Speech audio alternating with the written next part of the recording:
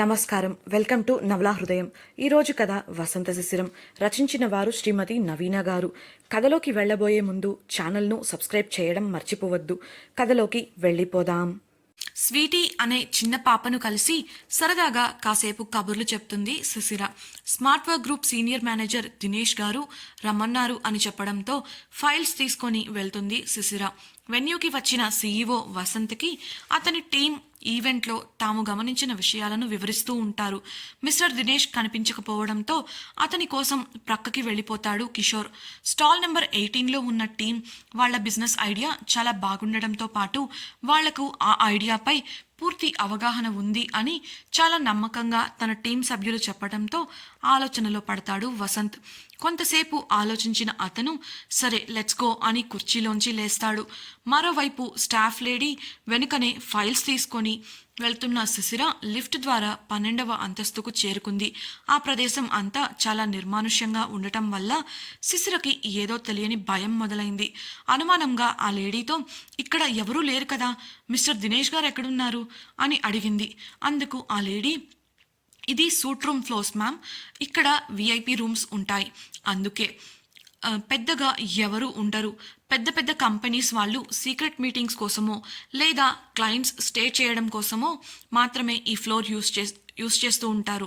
Mister Dinesh గారు ఈ రూమ్లో ఉన్నారు అంటూ ఒకే ఆర్డర్లో పక్కపక్కనే ఉన్న రూమ్స్ వైపు చూపిస్తూ ఒక రూమ్ బోర్డ్ బయట నిలబడి కాలింగ్ బెల్ ప్రెస్ చేసింది. దినేష్ నవ్వుతూ ఆ లేడీకి థ్యాంక్స్ చెప్పి పంపేసి శిశిరని లోపలికి ఆహ్వానించాడు. లోపలికి వెళ్ళిన శిశిరకి అక్కడ ఎవరూ కనిపించక అయోమయంగా దినేష్ వంక చూసింది. ఆమె చూపును అర్థం చేసుకున్న దినేష్ నవ్వుతూ, సార్ ఇంకో 20 మినిట్స్లో ఇక్కడ ఉంటారు, అర్జెంట్ వర్క్ వల్ల రావడం లేట్ అవుతుంది అని చెప్పి ఇప్పుడే ఫోన్ చేశారు అంటూ తన ఫోన్ని చూపిస్తూ సోఫాలో కూర్చున్నాడు. తనని కూర్చోమని చెప్పడంతో సోఫాలో కూర్చొని మౌనంగా చుట్టూ ఉన్న పరిసరాలను చూస్తుంది శిశిర. ఆ గది అంతా చాలా అందమైన పెయింటింగ్స్ ఇంకా వస్తువులతో చక్కగా సర్ది ఉంది. అలా చూస్తున్న ఆమెకు జ్యూస్ ఆఫర్ చేశాడు దినేష్. నో థ్యాంక్స్ అని సున్నితంగా తిరస్కరించింది శిశిర. అన్నీ బాగా జరిగితే ఫ్యూచర్లో ఒక్కటిగా పనిచేయాల్సిన వాళ్ళం, తీసుకోండి అంటూ బలవంత పెట్టడంతో మొహమాటంగానే తీసుకుంది శిశిర. ఒక సిప్ చేయగానే ఆమెకు ఆకలి గుర్తొచ్చింది. ఉదయం నుంచి ఈవెంట్ హడావిడిలో పడి సరిగా తినలేదు. స్వీటీని తినేలా చేయడం కోసం ఒక చాక్లెట్ తప్ప వేరే ఏం తినకపోవడంతో ఆ జ్యూస్ని గటగటా తాగేసింది. గ్లాస్ని టేబుల్పై పెట్టి మళ్ళీ చుట్టూ చూసింది. అప్పటికి మిస్టర్ దినేష్ తన ల్యాప్టాప్లో ఏదో వర్క్ చేసుకుంటూ ఉన్నాడు. మధ్య మధ్యలో ఆమె వంక చూస్తూ ఉన్నాడు. అప్పుడే అతను ల్యాప్టాప్ క్లోజ్ చేసి లేచి వెళ్ళి డోర్ లాక్ చేశాడు.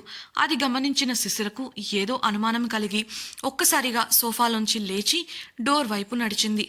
అయితే సోఫా నుంచి లేవటమే ఆమెకు తల తిరగడం మొదలైంది. అయినా బయటకు వెళ్ళాలి అనుకొని బలవంతంగా డోర్ని చేరుకుంది. అయితే ఆమె ప్రయత్నాన్ని ఆపేశాడు దినేష్. ఆమెను ఒడిసి పట్టుకొని ఈవిల్గా నవ్వాడు. అతని పట్టు నుంచి విడిపించుకోవడానికి సాయశక్తులా ప్రయత్నిస్తోంది. ఆమె ఆ పట్టులోని అతని ఉద్దేశాన్ని గ్రహించి అతను ఆమెను మోసపూరితంగా లొంగ తీసుకోవాలని చూస్తున్నాడు అని తెలుసుకుంది. అయితే అప్పటికే ఆమెకు తెలియకుండా ఆమె త్రాగిన జ్యూస్లో అతను కలిపిన నిద్రమాత్రల ప్రభావం వల్ల ఆమె కళ్ళు మూతలు పడుతున్నాయి. ఎంతలా ప్రయత్నిస్తున్నా అతని పట్ట నుంచి వదిలించుకోలేకపోతోంది. ఈరోజు ఈ క్షణం తను లొంగిపోతే రేపటి రోజున తన జీవితం ఏంటి, తనకిలా జరిగిందని తెలిస్తే తన వాళ్ళు ఏమైపోతారు అనే ఆలోచనలు ఆమె మదిలో కదలాడుతుండగా పూర్తిగా ఆమె కళ్ళు మూతపడ్డాయి. ఆమె శరీరంపై పట్టును కోల్పోయింది. అది చూసిన దినేష్ తన పాచిక పారిందని సంతోషపడుతూ ఆమెను పిచ్చి కోరికతో ఆశాంతం చూశాడు. ఆమెను వెనుక ఉన్న గోడకు ఆనించి నిలబెట్టి ఆమెపై వాలిపోయాడు. కానీ ఆ క్షణమే శిశిర మేల్కొని అతని 2 కాళ్ల సందులో గట్టిగా కాలితో తన్నింది.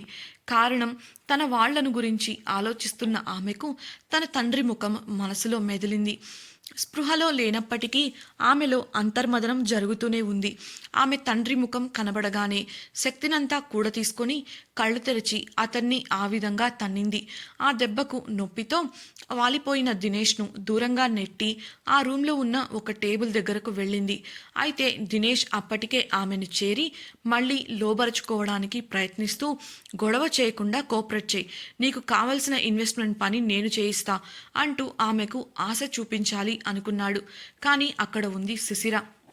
ఆమె ఒక్కో మాట కూడా పలుక్కొని ఛీ నీచుడా అంటూ అతనిని మళ్ళీ నెట్టేసి చుట్టూ చూసి ఆ టేబుల్పై ఫ్రూట్స్తో పాటు ఉన్న కత్తిని చూసి సంతోషంగా చేతిలోకి తీసుకుంది. ఆ కత్తిని గట్టిగా పట్టుకొని దినేష్ వైపు చూపిస్తూ అతను ఆమె దగ్గరకు రాకుండా ఆపుతోంది. అయితే ఆమె తీసుకున్న మందు ప్రభావం వల్ల మత్తు అంతకంతకు పెరిగిపోతోంది. కళ్ళు మూతలు పడటం చూసిన దినేష్ ఆమె దగ్గరకు వెళ్ళబోగా ఆమె అతన్ని కత్తితో గాయపరిచింది. నొప్పికి ఎంత ధైర్యమే నీకు, నన్నే గాయపరుస్తావా, ఇవాళ నా నుంచి నిన్ను ఎవరు కాపాడతారో నేను చూస్తా అంటూనే ఆమె ఎప్పుడు మత్తులోకి జారుకుంటుందా, ఆమె అందాలను సొంతం చేసుకోవాలని గోతికాడ నక్కలా ఎదురు చూస్తున్నాడు. అయితే మత్తు అంతకంతకు పెరుగుతుండటం వల్ల శిశిరలో అసహనం పెరిగిపోయింది. ఏం చేయాలో అని చూస్తున్న ఆమెకు ఒక ఆలోచన తట్టి గర్వంగా ఇంకా కోపంగా అతని వైపు చూసింది. వెళ్ళి చూద్దాం పదండి అంటూ తన సీట్లోంచి లేచిన వసంత్ తన టీంతో కలిసి ఆ స్టాల్ దగ్గరికి చేరుతాడు. అయితే అక్కడ ఒక్క అమ్మాయి మాత్రమే ఉండటం చూసి షాక్ అవుతారు. ఆమె ఉమ. అలా అంతమందిని చూసిన ఉమ కాస్త భయపడినా వెంటనే ధైర్యం తెచ్చుకొని వాళ్ళందరినీ విష్ చేసింది. మధు, వీణలు అప్పుడే లంచ్కి వెళ్లారు. శిశిర కూడా లేకపోవడంతో ఏం చేయాలో అని భయంగానే ఆలోచిస్తోంది ఉమ. ఆమెకు కాళ్ళు చేతులు ఆడలేదు. అంతలో వసంత్ టీంలోని సీనియర్ మెంబర్ ఒకరు ఎక్స్ప్లెయిన్ చేయమని అనడంతో శిశిర కోసం తను ఇది చెయ్యాలి అని నిశ్చయించుకుంది. ఉదయం నుంచి శిశిర ఎక్స్ప్లెయిన్ చేసిన ప్రతిసారి చాలా శ్రద్ధగా వింది ఉమ. ఆ జ్ఞానంతోనే ధైర్యం చేసి నవ్వుతూ ప్రజెంటేషన్ ఇవ్వడం ప్రారంభించి అన్నింటినీ వివరిస్తూ పూర్తి చేసింది. వారు అడిగిన కొన్ని ప్రశ్నలకు చాలా ఈజీగా సమాధానాలు చెప్పేసింది. కారణం అవే ప్రశ్నలను వేరే కంపెనీల వాళ్ళు ఇప్పటికే అడగడం వల్ల వాటి సమాధానాలు తెలుసుకుంది. కానీ చివరగా వసంత్ టీంలోని ఒకరు అడిగిన ప్రశ్నకు సమాధానం ఇవ్వలేక చేతులు నలుపుకుంటూ ఉండిపోయింది. ఎంతసేపైనా సమాధానాలు ఇవ్వకపోవడంతో ఏమైందని అడిగాడు కిషోర్. తల ఎత్తి చిన్నగా సారీ, ఇది యాక్చువల్లీ నా ఫ్రెండ్ ఐడియా, తనే మా టీం లీడ్. అనుకోకుండా తను ఇప్పుడు ఒక కంపెనీ వాళ్ళతో మీటింగ్లో ఉంది, దానివల్ల నేను ప్రజెంట్ చేశాను. ఈ ప్రశ్నని మీరు తనని అడిగితే ఖచ్చితంగా సమాధానాలు ఇవ్వగలదు అంటూ ఎంతో నమ్మకంగా చెప్పింది ఉమ. కంపెనీ వాళ్లతో మీటింగ్ అనగానే డీల్ ఫైనల్ అవుతుందా అనే అనుమానంతో ఒకరు ఏ కంపెనీ అని క్యూరియాసిటీతో అడిగారు. అందుకు ఉమ అది స్మార్ట్ వర్క్ గ్రూప్ అని తడబడకుండా సమాధానం ఇచ్చింది. అందరూ షాక్ అయి ఒకరి ముఖాలు ఒకరు చూసుకున్నారు. ఇంతలో మరొకరు అదేంటి, స్మార్ట్ వర్క్ గ్రూప్ నుంచి వచ్చింది మేము, సీఈఓ వసంత్ గారు కూడా ఇక్కడే ఉన్నారు, మరి తను ఎవరిని మీట్ అయింది అని ఆశ్చర్యంగా అడిగారు. అందుకు ఉమా లేదు, అతను మీ కంపెనీ నుంచే వచ్చామని చెప్పారు. సీఈఓ గారితో మీటింగ్ ఉంది, అక్కడికి వస్తే మీరు డైరెక్ట్గా మాట్లాడొచ్చు అని చెప్పారు. అతని పేరు కూడా అని కాస్త గ్యాప్ ఇచ్చి ఆలోచించి మిస్టర్ దినేష్ అని చెప్పింది. ఆ పేరు వినగానే వసంత్ కనుబొమ్మలు ముడిపడ్డాయి. వెంటనే కిషోర్ వంక చూడగా అతను కూడా వసంత్ వంక ఆశ్చర్యంగా చూశాడు. ఈలోగా శిశిరని తీసుకెళ్లిన లేడీ స్టాఫ్ని గుర్తుపట్టిన ఉమా అదిగో ఆమె నా ఫ్రెండ్ని మీటింగ్ ప్లేస్కి తీసుకెళ్ళింది అంటూ ఆమెను చూపించింది. ఉమా చూపించిన వంక చూసిన కిషోర్ ఆ అమ్మాయి దగ్గరకు వెళ్ళి దినేష్ ఉన్న రూమ్ డీటెయిల్స్ తీసుకున్నాడు. అయితే అప్పటికే వసంత్ లిఫ్ట్ వైపు పరుగులు తీశాడు. ఇది చూసిన అక్కడి వారంతా ఆయోమయంలో పడిపోయారు. వారి హడావిడి చూసిన ఉమకి శిశిర ఏదైనా ఆపదలో ఉందా అని అనుమానం కలిగింది. వెంటనే స్టాల్ నుంచి బయటకు వచ్చి వారి వెంటే పరుగులు తీసింది.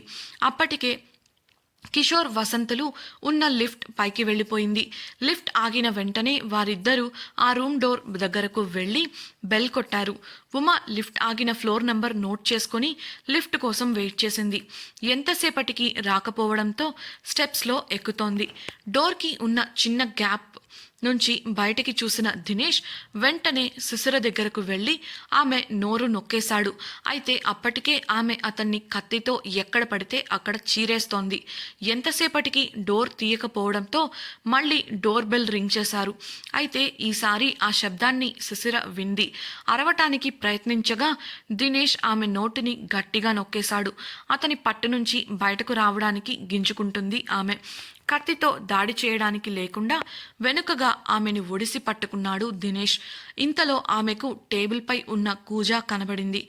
వెంటనే దాన్ని కిందికి తోసేసింది. అది కింద పడ్డ పెద్ద శబ్దం చేసుకుంటూ భళ్ళున పగిలిపోయింది. ఆ శబ్దం బయట ఉన్న వసంత్ వాళ్లకు వినపడింది. వారు వెంటనే అప్రమత్తమై ఆ డోర్ని తన్ని ఓపెన్ చేయబోయారు. ఈలోపు రూమ్ కీపింగ్ ట్రాలీని తోసుకుంటూ వస్తున్న స్టాఫ్ మెంబర్ కనిపించాడు వారికి. వెంటనే అతని నుంచి కీ తీసుకొని రూమ్ డోర్ని ఓపెన్ చేశారు. అప్పటికే ఉమ కూడా అక్కడికి వచ్చి శిశిర కోసం చూస్తోంది. అప్పటికి కొంతమంది వసంత్ కంపెనీ స్టాఫ్ ఇంకా హోటల్ స్టాఫ్ కూడా అక్కడికి చేరుకున్నారు. డోర్ ఓపెన్ చేసిన వెంటనే అక్కడ కనబడిన దృశ్యం చూసి విస్తుపోయారు కిషోర్ ఇంకా వసంతులు. ఓ అమ్మాయిని వెనుక నుంచి కదలకుండా మాట్లాడకుండా చేసి పట్టుకున్నాడు దినేష్. ఆమె అతని చేతుల్లోంచి తప్పించుకోవడానికి విశ్వ ప్రయత్నాలు చేస్తోంది. కిషోర్ వెంటనే లోపలికి వెళ్లి దినేష్ ముఖంపై గట్టిగా ఒక్క పంచి ఇచ్చాడు. దినేష్ నుంచి విడిపించుకున్న శిశిర ముందుకు పడబోయి నిలదొక్కుని డోర్ వంక చూడగా అక్కడ ఉమ కనబడింది. అక్కడ ఏం జరుగుతుందో కూడా ఆ మత్తు వల్ల ఆమెకు తెలియడం లేదు. ఉమ కూడా తనలా ఇరుక్కుపోయింది అని అనుకొని, ఉమా ఇక్కడికెందుకు వచ్చావే, పారిపో అంటూ అరిచింది. అరుపు పూర్తిగా ఆమె గొంతులోంచి బయటికి రాలేదు. శిశిరకి సాయం చేయడానికి ఆమె దగ్గరకు వెళ్ళాడు వసంత్. అది ఎవరో కూడా చూసుకోలేని పరిస్థితిలో దినేష్ అనుకొని గట్టిగా విదిలించి వేసి త్వరగా ఉమ చేతిని పట్టుకొని చుట్టూ చూసి అక్కడే జాయింట్గా ఉన్న ఒక గదిలోకి వెళ్ళి గొళ్ళాలు గడులు అన్నీ పెట్టేసింది శిశిర ఉన్న పరిస్థితికి ఉమ కళ్ళల్లో నీళ్లు ఆగలేదు. చెదిరిపోయిన జుట్టు, శరీరమంతా చెమటతో తడిచిన దుస్తులు, చేతిలో కత్తిని గట్టిగా బిగించి పట్టుకొని ఉండగా ఆమె చేతుల నిండా రక్తం. ఆ రక్తాన్ని చూసిన ఉమకి భయం, బాధ రెండూ కలిగి వెంటనే ఆమె చేతులను చూసింది. అప్పటికి శిశిర సేఫ్ అని తలచి నెమ్మదిగా స్పృహ కోల్పోయింది. అదే మాటని ఇప్పుడు మనం సేఫ్ ఉమా అంటూ స్పృహ కోల్పోయే ముందు ఉమకి చెప్పింది. అప్పుడే ఆమె చేతులను చూస్తున్న ఉమకి ఆమె చేతుల నిండా గాయాలు కనిపించాయి. ఎప్పుడూ నవ్వుతూ ఇన్నోసెంట్గా సరదాగా ఉండే తన స్నేహితురాలిని ఇలాంటి పరిస్థితిలో చూసి ఆమె హృదయం ద్రవించి ఆమెను గట్టిగా హత్తుకుపోయి ఏడ్చేసింది. అచేతనంగా పడి ఉన్న శిశిరను చూసి వెంటనే కళ్ళు తుడుచుకొని ఆమెను నెమ్మదిగా లేపి ఆ గదిలో ఉన్న బెడ్ పైకి చేర్చి దుప్పటి కప్పేసింది. ఆమె ముఖాన్ని శుభ్రంగా తుడిచి తన శిశిరకి ఈ గతి పట్టించిన వాడిపై కోపం వచ్చి ఆ గది నుంచి విసురుగా బయటికి వచ్చింది. అప్పటికే కిషోర్ ఇంకా వసంత్ దినేష్కి బాగా తగిలించి కాళ్ళు చేతులు విరిచేశారు. గట్టిగా అడగడంతో ఆమెను తనే ట్రాప్ చేసి ఆమెకు తెలియకుండా ఆమె తాగిన జ్యూస్లో మత్తుమందు కలిపి లొంగ తీసుకోవాలని ట్రై చేసిన విషయాన్ని ఒప్పుకున్నాడు. అప్పటికే వసంత్ కొట్టిన దెబ్బలకు అతని బాడీలో ఏ పార్టు పనిచేయడం లేదు. అందువల్ల వెంటనే నిజాన్ని ఒప్పేసుకున్నాడు. అవన్నీ వింటున్న ఉమకు రక్తం మరిగిపోయింది. అక్కడే ఉన్న ఒక పూల కుండీని తీసుకొని అతని తలపై బలంగా కొట్టింది. ఆ దెబ్బకు పూలకుండీ పగలడంతో పాటు దినేష్ కూడా నొప్పి తట్టుకోలేక పెద్దగా అరుస్తున్నాడు. అయినా ఆమె కోపం చల్లారలేదు. వెంటనే తన చెప్పు తీసుకొని వాడికి బడిత పూజ చేయడం స్టార్ట్ చేసింది. ఆమెను ఆపాలని మధ్యలోకి వెళ్లిన కిషోర్కి అనుకోకుండా ఆమె చెయ్యి తగిలి చెంప చెళ్ళుమంది. చెంపపై చెయ్యి పెట్టుకొని వసంత్ వైపు చూడగా వసంత్ పక్కకి రా అన్నట్టు చూశాడు. చివరికి బాగా అలసిపోవడంతో అతన్ని వదిలిన ఉమ ఆయాసపడుతూ చివరిగా అతన్ని కాలితో ఒక్క తన్ను తన్ని శిశిర ఉన్న రూమ్కి వెళ్ళిపోయింది. వెళ్ళిపోతున్న ఆమె డోర్ దగ్గర ఆగి ఒక్కసారిగా వెనక్కి తిరిగింది. అది చూసిన కిషోర్ అప్పటి వరకు ఆమె ఉగ్రరూపాన్ని తలుచుకొని మనసులోనే భయపడ్డాడు. వసంత్ మాత్రం తీక్షణంగా దినేష్ వైపు చూస్తూ కోపంగా వేటాడే ముందు వెయిట్ చేస్తున్న పులిలా నిలబడిపోయాడు. వసంత్ ఎందుకు దినేష్ వంక అలా చూస్తున్నాడు? దినేష్ ఇలాంటి పని చేయడానికి కారణం ఏంటి? గదిలోకి వెళ్ళిపోబోయిన ఉమ ఎందుకు వెనక్కి తిరిగి వచ్చింది? శిశిర పరిస్థితి ఏంటి? ప్రమాదం తప్పినట్లేనా లేదా వేరే ఇబ్బందుల్లో చిక్కుకోబోతోందా? వీటన్నింటికీ సమాధానాలు తెలుసుకోవాలంటే ఖచ్చితంగా రాబోయే ఎపిసోడ్స్ మీరు వినాల్సిందే. అందుకోసం మన ఛానల్ని తప్పకుండా సబ్స్క్రైబ్ చేసుకోండి. మీకు ఈ వీడియో నచ్చినట్లయితే లైక్ చేసి షేర్ చేయండి. మీ అభిప్రాయాలను కమెంట్స్ రూపంలో మాతో పంచుకోండి. Thank you for listening.